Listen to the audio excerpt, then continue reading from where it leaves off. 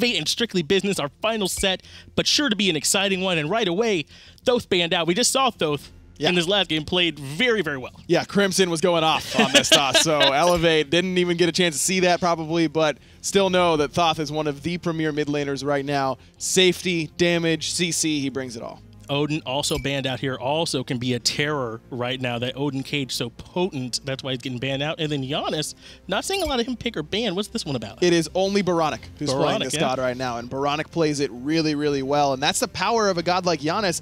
Even if it's not necessarily meta, not everyone's playing it, if you can play it, it's automatically ban worthy because it does so much for your team. Really glad to see a console mid laner pick it up and put it in their god pool. Then Strictly Business that are forced to ban out Scotty, which leaves Artio up available for Elevate. So they go ahead and snatch it up. Strictly Business, I mean, if you can still get Terra, it's not like you're struggling, but they do have a strong support here for Terra. Terra and Thor, so two comfort picks. Strictly Business have picked both those gods in both their games so far in this fall split. Terra for Matt Koiz, love this pick. If SB is getting any god on the draft, at any given time, they probably just give Matt Koiz Terra right away anyways. He looks so good on it. Nemesis went ahead and locked in, very likely to be for Dr. L, but wait, is that Opwash taken there in the mid lane. For real? Opwash? Okay. Yeah. Okay.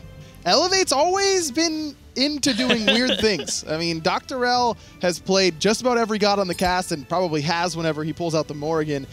But Opwash, I was ready to say a lot of things on cast today, John, and Opwash wasn't really one of them. Well, Opwash has so much AoE damage that he is able to bring heat. He doesn't have any mobility. That can be his real drawback, but he does a lot for your team. So hopefully we'll see him pull the most out of him. Now look, Opwash, not a meta god right now. Not a god that we see a lot of, but there are situations where I think he can be applied and see great success in the current meta.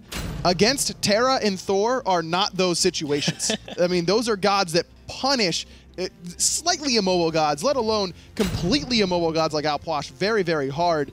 Now you have a really tough ask of even two Guardians like Artio and Ganesh to try and peel for Opwash from away with Terra, Thor, Sobek, Hui now. These are gods that are just just can punish that mid laner so easily. Yeah, Hui and Jingwei picked up here. Those are going to be like their AD carry picks. Hui for Strictly Business, as well as Raijin, who we've been seeing a lot of in the middle lane here lately. So he's going to be the one going up against Opwash. And Raijin actually does have good movement, so he's not worried about that. Exactly, and he can move into Opwash with that Thunder Crash, mez him, and then just blow him up with the rest of the roster. I really like this pick for Strictly Business because it gives them the clear in the early game. Baronic, excellent whenever he gets pressure with gods like this. And this is the type of god that Baronic really succeeds on, is gods like Hebo, Zeus, the ones that want to dive into the middle of things and really get their feet wet. You can play that way with the Raijin. You can be an initiator with that Thunder Crash. Probably going to end up dying for it, but that's kind of Baronic's style. He wants to go in and trade 2-for-1, 3v1,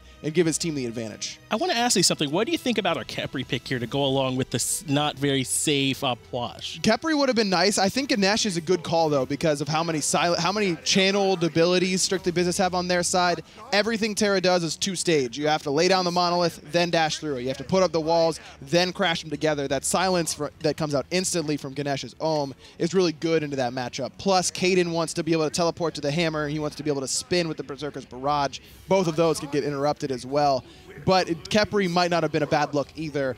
I don't know if there's enough peel in the world to save Opwash from the current Strictly Business composition, though. And why pick it third? You could have last picked this god, and it still would have confused everyone. Why did Elevate show their hand so early? That's actually a pretty interesting point here, is we do see Kaden and Baronic, since they got the out clear, go in and invade that speed buff here on Elevate's side. So that's very important, as well as Jarman getting pushed out here on that right-hand side jungle too. That's what you expect to see on the right-hand side, and that's why Ryan Jarman starts at his own blue buff with the Hand of the Gods, just to make sure that he can secure it safely. It does end up losing a lot of that minion wave, takes some good poke as well. But between his health potions, that innate sustain that Sobek has, he's not going to be too worried about it. Over here on this right-hand side, there were two wards early from Elevate, so I think they're worried about Kaden and Jarman on the solo side of the map and the aggression they could possibly have they did seem concerned in making sure they knew where those two aggressive early picks were going to be. And making sure that Caden isn't starting at the enemy speed, some sort of cheeky start. But I liked exactly what Strictly Business did. You know you're going to outpush literally any composition with Thor Raijin just about in that mid lane, especially Apwash and Ganesh. So you're going to be able to push and get that speed buff without much contention. Good idea from Dr. L to just go into the enemy jungle right away, start in the solo lane, knowing that he's going to have pressure there with the RTO clear, which is really, really potent, even at level 1, because as with any stance switcher, is going to have access to 2 different abilities. I like that both teams know what the other wants to do.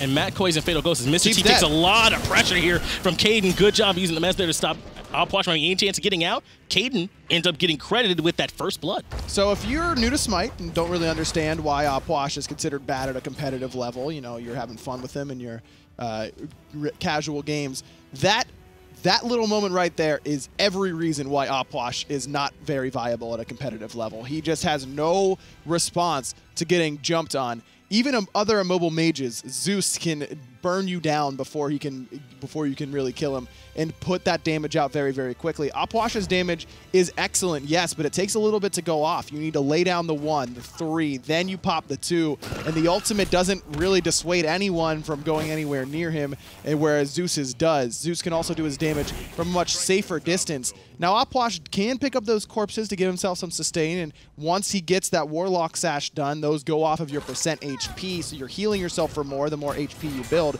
Eventually, those zombies can become a source of sustain for Apwash, but in the early stages, there's no chance for Mr. Teep to survive there, even with his support right next to him. And that's why we see him down there at the bottom of that XP chart as well. He is really struggling, Mr. Teep is, through the early games, trying to maintain levels, down to Raijin already a full level, even a little bit more, as Raijin looks like he's starting out some pen and the boots here right away. You want to talk a little bit about what Baronic's doing here in the mid. So this is a start that it was experimented with early on in Season 4, the Magic Focus start, because it gives you 25 power, and you're going to be using that pen tree at some point. This tells me that Baronic doesn't want to start Book of Thoth 2, because he wants to have that Sands of Time passive to give himself some more mana regen and that 10% CDR, but doesn't want to just sit there with only Boots 1, as Mr. Teep's probably dead again. Yeah, this time Caden recognizing the aggression onto the speed buff here, or that they were the ones with the aggression, so they catch him out early, nice, but the ult there from Ganesh was very strong to make sure that Jarman ends up in a lot of trouble. Now it's Matt Koi's trying to get back out. That's why Baronic goes up into the ultimate, doesn't use it for the fear, tries to get some damage off. The stun, though, is enough, and the wall separates and gets Matt Koi's out of there. Nice job, Caden, with the walls. Maximus is a pretty big bear and can't quite squeeze through, but Caden and Baronic need to be careful here because all 3 members of Elevate still pushing forward. Caden does manage to secure the speed, but can't pick it up because he's got to dash away. He's just happy to secure the speed, I'm sure. And here he is coming over to pick it up. He ain't letting that one go. No jungler I've ever met is. And they're trying to do something to stop this blue buff invade here on the right-hand side as well. RDO getting pulled back in. Nice pluck from Jarman. Now RDO trying to escape here on the back-end side. Able to use their dash to get away from the slow from Jarman. But luckily the pluck might be back up for him here soon. Maybe just giving up on it. There's a fight further in the jungle. Good stun by Matt Koi's and big damage on Divisions coming out of Baronic with that percussive storm. Doesn't have the Thunder Crash though, and Dr. L still going aggressive on this Nemesis, but he's been left alone now. Baronic able to dash away with that Thunder Crash. Is now Matt Koi's and Jarman, the 2 Guardians, not going to have a chance to finish off a full health assassin without use of their ultimates. And Baronic ended up very low there as well. Lots of ultimates committed on the side of Strictly Business for that engage, but they do at least secure the speed. I wasn't able to see, did they secure the blue as well, or was that taken by Elevate? Looks like it was taken by Elevate because Neximus is the only one with a blue buff right now, and as they're working on their own side. And again, Mr. Teep just punished. Even with, you could argue, a slight overcommit from Strictly Business, not enough of one to really punish them for it. Episode 2 down here at that speed buff. Once again, Caden was trying to come down here and take that away from Elevate, but again, the Ganesh ult came out in response, and that was enough to deter their aggression over here on that right-hand side. They've recognized it. They've even got some wards down here to Elevate to see when they're trying to rotate in and take that buff. Visions has been on point thus far with the Ganesh. His first Ganesh ultimate locked Ryan Jarman right on top of the walls, or maybe it was Matt Koi's, locked him right on top of the walls and just held the enemy in place on top of those bug zappers. That's the entire idea with Ganesh. You lay down the Dharmic Pillars, you hit him with the 3, you stun and knock up, but they're taking that tick damage consistently. You can almost solo a carry with how much damage that can really do. So good play from Visions thus far. He's been very consistent and really has been in the very short season thus far, but for every game for Elevate since stepping in for Kenshin. Mr. Teep now has completed that Warlock Sash, so at this point he is starting to get those stacks going, hopefully adding to some of that survivability for him in case he comes under any more stress from Caden, or really just Baronic there in the mid lane. It seems like it hasn't really taken that much effort to put that Opwash under duress there in the mid. And that's exactly what you expect against Opwash in the early game. Now, once Mr. Teep finishes off these stacks, gets himself some boots, and has a little bit more survivability, we could see that this Opwash ends up turning the fights in favor of Elevate, but it's a lot to ask for an Opwash to get there. Now, pairing it with the Ganesh in the mid lane actually makes a lot of sense because Ganesh is never going to take your last hits. Even if he's the one who last hits the minion, his passive bestows that upon whoever is closest to him, so Mr. Teep doesn't have to worry about making sure that he's last hitting every single minion in that wave. Even if Visions get the last hit, he's still going to get credit for it. And it is a bit of a victory that they were able to secure their own red buff was Elevate, because Matt Coys has been just hanging around on that left side of the map. I think they invaded earlier, so they were aware of what that respawn timer would be, and he's been trying to get positioning for it, but Elevate brought over Mr. Teep and Griffin so that they could secure it. Dr. L thought about going for the speed buff, but when he saw 3 members around that wall, decided better against it. Instead, he's going to pay a visit to Ryan Jarman in the solo lane, but Jarman's still healthy enough that even with a Nemesis ult, not going to find a kill there for Elevate's jungler. Caden comes in and threw out a couple abilities, didn't get too much out of it, and that's why Neximus might be going a little bit more aggressive. Dr. L here on the backside too.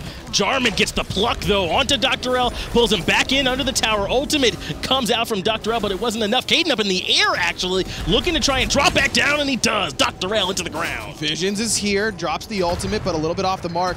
With that first ability, Caden still juking it out. Actually teleports back towards Visions, but with the ultimate down, the turn of fate down as well, Vision's not going to have any kill potential there. Nice 2v2 victory for Strictly Business, and it just comes down to the fact that Dr. L was late on the purification beads in the pluck under tower.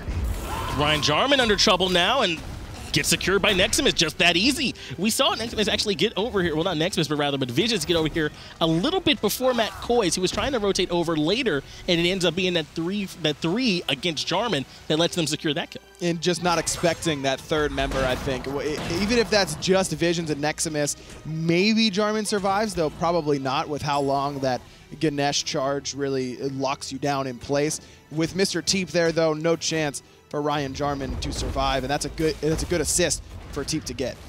Once again, Matt Coy is not letting you walk back into that middle lane for free. Mr. Teep pays about 40% of his HP for the pleasure and tries to get a few more stacks going on that Warlock Sash, as we do see Caden securing those mid harpies. Already 50 stacks for Mr. Teep, soon to be more after this wave. So off to a pretty good pace in terms of those Warlock Sash stacks, but take a look at where he is on the net worth charts. He's just above the bottom there. Only Dr. L and Ryan Jarman below him. Yeah, he's having a hard time there in that mid lane, but it's kind of what you expect from Opwash. And all things considered, they're down about 1,000 gold here to Strictly Business, or Elevate, and really that's kind of what you kind of expect when you go with Opwash. But this Gold Fury, though, that's something they're not going to be looking to give up. Right now, Strictly Business are committing even the ultimate here out of Fatal Ghost as well. It looks like they were able to secure it, but Dr. L comes in onto Caden, and Caden just goes ahead and ults to get out. But Caden eats the Nemesis ult when he was already CC immune and about to leave with that Anvil of Dawn. Now deciding if he wants to reinitiate. Dr. L may have dissuaded him from doing so with that Divine Retribution. So Strictly Business get the Gold Fury and escape without losing a whole lot for it. Just a couple of ultimates, and doesn't leave the door open for Elevate to get with the usual return objectives that we see teams go for whenever they lose Gold Furies. No Tier 1 tower push, no Portal Demon Rush, nothing of that sort because of how healthy Strictly Business stayed despite getting that gold. And Strictly Business, as if they were listening to the call there, they agree. Elevate wasn't far enough behind to justify that Opwash pick, so they went ahead and pushed the issue at 10 minutes on that Gold Fury. Now they're sitting more like 2,000 gold up with only a 1-kill lead because of their control around the map. And Baronic has 1,000 of that gold over Mr. Teep, so as long as he can continue to push his lead, that's the player to watch out for Strictly Business, is how well Baronic is going to be able to play with this lead. He used that magic focus, turned it into the Spear of the Magus to try and give himself and the other members of his team some protection strip that's going to help out Ryan Jarman and Matt Coys and the damage that they're going to be doing. And now he's working what's probably going to be a Book of Thoth to just give him a big power boost in that mid game to hold him over until he can finish off the Rod of Tahuti. Dr. L poked out heavily there by Caden just now in that solo side jungle. But I also want to point out Strictly Business very much trying to prevent any kind of healing coming out from Elevate. We see the Brawler's Beat Stick and the Pestilence picked up here early by Jarman and Caden. What is it over here on this Elevate side that's got him so concerned? It's the Opwash healing and the healing from RTO as Visions takes a big chunk of damage from Baronic and Caden. I think that could have been a Tycho Drums capability if Visions just gets pulled in by Baronic there. Baronic uses the ultimate for the CC instead of the damage. Caden's there with plenty of damage. It's probably a kill, but Baronic happy to hold on to that Tycho Drums ultimate because Strictly Business might be looking for another invade. Dr. L could be in trouble getting pincered over here, and Caden's up in the air actually with his ultimate. Caden looking to drop down. He chooses to come down in the backside. Opwash ultimate immediately dropped to try and deter the aggression from Strictly Business, but that's not enough to deter Jarman, who's coming in trying to find Dr. L, who escaped on that right-hand side. Just miscommunication there for Strictly Business. Baronic's looking at Dr. L, whereas Caden's looking at Visions. Yeah. If those two ultimates are on the same target, that's a kill for Strictly Business. Either one of them if they're just the same. Exactly, but splitting ends up with 0. Strictly Business still get the speed buffs, so they don't come up completely empty-handed, but still some communication to work on for Strictly Business for this new mid-jungle combo. That does end up going a little bit better for Elevate than it could have. So I'm sure they're thanking their lucky stars. But we saw a little bit of what Opwash can bring to those team fights, though. As soon as there was, the signal from Strictly Business that they were committing, that ultimate is so much area denial, it's really hard to move through. It is, but it doesn't slow. That was removed a long, long time ago whenever Opwash was really dominant. And yes, there was a time where Opwash was really dominant. It doesn't slow, and it doesn't do that much damage. I think that's really the part of his kit that scares me the least whenever I go up against Opwash. Is I'm not really too scared to walk through that ultimate. It's not a Zeus ultimate that I really have to think twice about whether or not I want to commit to. Jarman under trouble here underneath this right tower. The ultimate comes out from Dr. L, and that's going to strip those protections. They've got a good chance to get this one secured here. He does heal up off those 2 targets, but with Visions rotating over, it was going to be very difficult to escape, but Caden hits the double tap, and that's enough damage. Baronic's here as well. Could dash forward here, but instead going to pull up those Tycho Drums and just pound Visions down. 2 for 1 on the right side of the map. Jarman falls, but Fatal Ghost needs to be careful on the left. Yeah, that did go in favor of Strictly Business. Griffin slays, trying to take down Fatal Ghost, who drops his own ultimate to keep anyone from moving further, but they did get his Aegis out, so that's a good trade for him, taking Fatal Ghost's Aegis on cooldown. Griffin a little bit behind in terms of total farm in this one, but down about 500, which is surprising because Jingwei's the whole appeal of picking Jingwei is how quickly she could farm in the early game, and with Mr. Teep committing to the left-hand side, trying to kill Fatal Ghost, opens up the Portal Demon for Strictly Business, and they'll take it without much worry. Griffin is a little bit new to the SCL still, and in his short time has proven to be one of the more passive ADCs. And that's not necessarily a knock on him. There are plenty of ADCs in the past who have played very passive and seen great success. Young Bay, back in the very old days. Barracuda had a phase where he was very, very passive and still found great success. It's just a matter of if Griffin can make those big plays in the later stages, because Elevate's not really counting on him to make those plays in lane necessarily. Yeah, and Caden here, he's 12-0-1. I think that's a big part of why we've been seeing so much damage coming out from him. That double tap he had, it was about 40% HP or so that he was able to clean that kill up at. So Caden doing a very good job farming successfully. He level 12 here already and getting a lot out of that Brawler's Beat Stick. Still a little bit ahead of Dr. L, certainly in terms of net worth. Caden's in the middle of the pack, a little bit towards the top. Dr. L all the way at the bottom, and who's there with him? Mr. Teep on the Opwash. The mid-jungle combination for Strictly Business way ahead in terms of gold and experience. And a lot of that is because of the early kills on Mr. Teep, as well as these speed buff invades. Look at where Caden is. He's there before the speed buff even spawns. Yeah, this whole time, really, they've had control over this speed buff over here, and now they're going to back off one more time. Looks like they successfully dropped it here again. Neximus tried to chase Strictly Business off of it, but wasn't successful in doing so. Though Caden won't get the benefit picking up the speed, as now he's got to worry about Dr. L and Neximus here. Nice pluck and stun between the two. Caden can't hammer away during that entangling roots cripple field, but waits it out nicely. And that's what RDO does so well. That cripple field's so large, and it persists even through the stance change as well. So she can switch on and start slashing at you, even stun you, and still have that cripple field on you at the end of it. So it's part of what makes her potent in the early, is her ability to access all that control so easily, as we do have a bit of a pause coming out here. And that entangling roots is going to pay big dividends against the roster that Strictly Business has drafted. I mean, RTO was the first pick, and Strictly Business still went for gods like Hu Yi, Raijin, Thor, Sobek, Matt Koiz on the Terra. Every single one of those guys has a dash or a jump. So you have to be careful of that entangling roots from RTO. Make sure that you CC her, get away from her a little bit, or just wait it out. But that duration is really, really long, so waiting it out usually just ends up getting a kill. And that's sort of the strength of it, too. Like you said, it doesn't necessarily have to literally root out an escape. Just you having to stay there really is good enough, as Jarman is under pressure here on the right-hand side from Dr. L. Neximus once again, using some of that control we are just talking about to put him under pressure, pluck back into tower. But Neximus is a big old bear.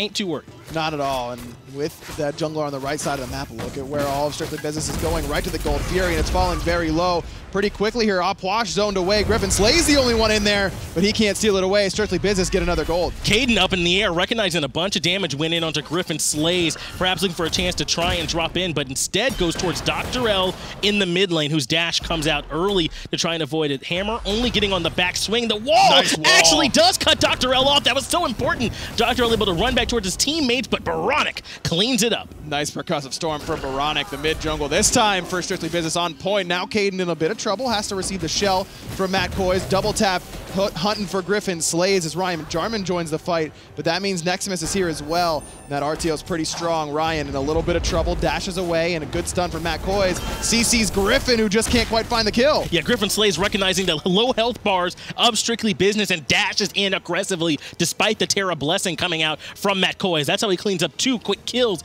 2 for 1 overall in favor of Strictly Business. SB got what they wanted. They got the kill onto Dr. L off a great wall in combination for Baronic over the wall with a percussive storm. And then they stuck around too long. Yes. That has to be a disengaged call, because look at all the resources that Strictly Business had already used. Fatal Ghost wasn't even there. He'd use his ultimate. Baronic used his ultimate. Caden, Jarman was there, but already low HP. There was just too little to expend in that team fight. Strictly Business should have recognized that and backed up. And is that a miscommunication? Because Matt Koiz pulls what I call the panic switch, the Terra ultimate, almost immediately when things start turning south there. But you see Ryan Jarman kind of stick around a little bit in that Harpy camp as well. Could be. It's tough to say without being able to actually listen into their calls if Matt Koiz is saying we need to get out, or maybe he's popping Terra's Blessing aggressively to say let's get in there and fight, because even if you have low mana, that doesn't matter whenever Terra's Blessing's used, because you don't have to use any mana for your abilities. It's difficult to say. Whenever someone makes that call, though, to disengage, it has to be the first thing you listen to. Disengage and engage are the 2 most important calls that need to be respected as quickly as possible. Once again, Strictly Business trying to be around here for this speed buff, but this time they're not able to. Neximus getting some poke off onto Jarman, but Jarman's a crocodile, doesn't care too much. Lots of animals in this game hanging out. That's high-level analysis. Sure is. Why are you in that chair 1 spot? Yeah, I don't know. Come over here and do this. I don't know. Why am I even just a guest? Come on, guys. I know what animals are. Come on. That's all you need. Clear. You've been listening to FDOT's casting. That's right. Learning maybe from the wrong guy. No, yeah, Tom's you gotta commit. If you're gonna throw shade, Finch, I'd recommend just full committed. Yeah, just go scenario. all in on the shade. Yeah, that was a little.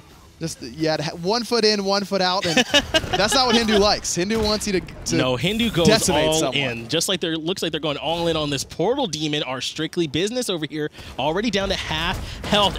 Dr. L not able to get in after the root from Matt Koiz, but in the backside, Neximus trying to disrupt Fatal Ghost from putting DPS in. Caden up into the air, and he's looking for Dr. L, who's getting pulled in by Baronic up in the air. The wall is enough to stun him, and Dr. L drops. Nice combination that time. Mr. T has to use the beads because of the pluck from Jarman. Now Jarman in some trouble getting slowed. Sprint is good, and Baronic finds Neximus on the backside, but this Sobek's still in trouble until Teep's zombies get blocked off by the wall. Caden with a strong wall there keeps Griffin Slays from being able to push in any further into Ryan Jarman after that pluck came out. They did have to drop that Portal Demon in that engagement, but Strictly Business win 2-0, and they're pulling it back up here again. Already pretty low, using that sustain from the Terra. Vision's looking for it. He can't find it. Airstrike up and over the wall. Not enough to find the kill, but plenty of damage coming out of Griffin Slays, as this time Strictly Business has no qualms about retreating. Jarman getting taken down by Griffin Slays, who once again continues to play aggressive. That's just the Raiju slamming through the team. But I like what Visions did. He goes in and uses the silencer, the Ohm, so that Griffin Slays can bring in the damage over the top and not have to worry about anybody jumping out. Griffin looking pretty solid in this game. One of the better performances of his young SCL career for sure. He's third on the player damage chart, second on his team. And the RTO doesn't really count. That's solo lane. You're slapping one another as Guardians. As Mr. Teep caught out again in the mid lane, living that Opwash life. He's going to fall to Fatal Ghost, but Caden might have overcommitted here. Yeah, he did survive thanks to the Aegis a little bit longer, so that means Caden had to overcommit. Caden pops his own Aegis, though, to get away from Neximus, and now Baronic's the one up into the ultimate, and he's pushing into the damage on the back of the bear. The wall wasn't enough to keep him locked in. Even Fatal Ghost is locked in now because of just how tight that wall was. Man, the Terra walls today. First it was the game against Obey where Jelly gets crushed by a monolith for the first blood using the block, the Sobek dash. Right, there. yeah. Matt Koiz with the crushing earth walls to block the geometry, and Griffin Slay's got to worry about Fatal Ghost. He crit him once, that means he can't crit him again. A little bit of time, and you has to use the purification beads off the stun from the Strictly Business Hunter. As now SB groups around this Gold Fury. They have 5 members. Some members from Elevate coming back. Dr. L and Griffin Slays are the ones here, but already taking out a bunch of poke is Dr. L down to half health. Griffin Slays also taking a lot of damage. Thank you, Baronic, for that. He had to back off. Dr. L, though, gets picked up by Jarman. Now it's Visions who's getting rooted out by Terra, and the Hu Yi Suns from Fatal Ghost are on top, and that's enough to secure that kill as well. The pluck coming out from Jarman, but not really any follow-up here just yet. Using the ultimate to slow him down so Caden can get some poke in himself. And this is all in the name of making sure SB gets a Gold Fury without much worry, and they do that exactly. 12-6, doubling up Elevate and kills. Getting pretty close to 10,000 gold in the lead already. And you know what? It's not over yet, but I think it's pretty safe to say that the Opwash third pick is probably not going to happen in Game 2. Opwash having a really hard time here. Not going to be able to provide much damage as it is. Warlock Sash, cooldown boots, and Hide of the Urchin. There's really no damage items there in the build so far. And we've talked about it a lot recently, especially with how popular Hide of the Urchin has become. Hide of the Urchin and as a mid lane mage. Great when you're ahead. Awful when you're behind. Awful when you're this far behind, especially. Look, Opwash really needs to be able to survive and put out multiple throws of that corpse surge, your corpse explosion, whatever it may be. You're never going to do any damage with this sort of build. I mean, he has literally no pen. At 22, nearly 23 minutes, there is 0 penetration in that build for Mr. Teep. The only thing that he's relying on is the Void Stone coming out of Neximus or from Visions. They're kind of augmenting that lack of pen with their builds, but it's never going to be enough to find kills onto 2 Guardians that have been all over him between Jarman and Matt Koiz. Yeah, Baronic getting a lot of poke there in the mid lane, having to back off. But speaking of these builds here, it seems like crit builds are kind of coming back in for these hunters right now as Fatal Ghost has gone the Deathbringer and the Poison Star. Makes sense on Jingwei with the crit in her kit. But why are we seeing a little bit more of that return back to those crit builds? It's the fact that Ichabod was nerfed. That opened up the entire door for all these different hunter builds. And a bunch of other crit items got buffed. Poison Star and Deathbringer, to name a few. And it's Elevate the ones that are aggressive here in this mid lane, going for the tier 1 tower. Fatal Ghost drops the ultimate over the top, as does Mr. Teep, but it's Caden landing down the back line that forced out the Aegis early from Mr. Teep. Baronic claims up next to Miss, who's in the back line, and the pluck coming out from Jarman was enough to pull Visions back into trouble. 2 of the frontliners for Elevate are already gone. Dr. O, Mr. Teep got to run. Baronic very low, but will survive. Jarman doing a great job on this Sobek, just being disruptive in the front line, setting up his team whenever they're ready for the next target. Oh, you guys took care of the first one? All right, here's another. You can kill this one next. Oh, you need another? I've got one for you. Just tossing them back one by one. And now the Fire Giant goes down for Strictly Business. And again, Mr. Teep and Griffin just on the run from the very beginning because Jarman and Caden go immediately into the back line, and that allows Fatal Ghost and Baronic to just handle Neximus right off the bat. They both had to use their ultimates defensively in that fight. Griffin literally using his ultimate to run away, and then Mr. Teep, half of his was in the wall as he threw it out, kind of trying to make sure that Caden couldn't land on him and take out his whole HP bar. So at this point, they're really having a difficult time having a offensive impact in these team fights for Elevate. And that's the whole name of the game for gods like Thor and Sobek. They want to make you use your ultimates defensively. They want to force you out of these fights, and especially for Mr. Teep, who needs to be close in order to deal his damage, that makes it really, really difficult to put up the numbers that he needs to.